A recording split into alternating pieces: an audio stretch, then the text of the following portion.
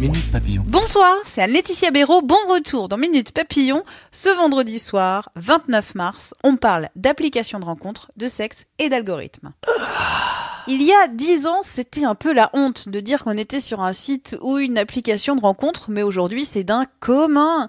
Les sites de dating se placent d'ailleurs en 5e position des lieux de rencontre en France, enquête de l'INED 2016. L'une des applications les plus utilisées au monde, c'est Tinder. Une application qu'analyse Judith Duportail depuis 4 ans.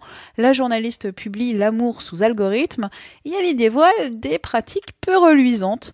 20 minutes à rencontrer Judith Duportail qui nous a expliqué qu'au départ, avec Tinder, ça collait fort.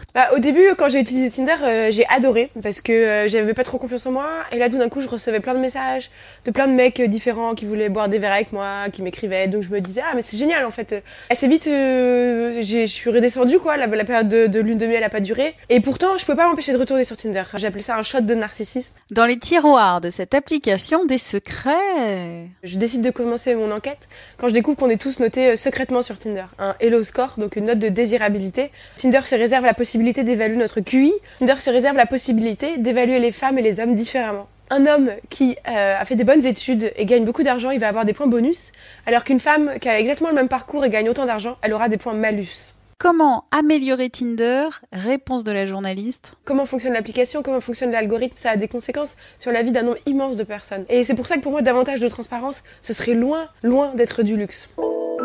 Ce soir, qui sait, votre programme, ce sera peut-être Canapé, série Netflix et la nouvelle série française Osmosis. Dans cette fiction d'anticipation, une start-up met au point une technologie infaillible capable de trouver l'âme sœur de son utilisateur. What? S'est dit ma collègue Laure Baudonnet. Elle a creusé le sujet. Son constat, les applis de dating du futur pourraient avoir l'effet inverse.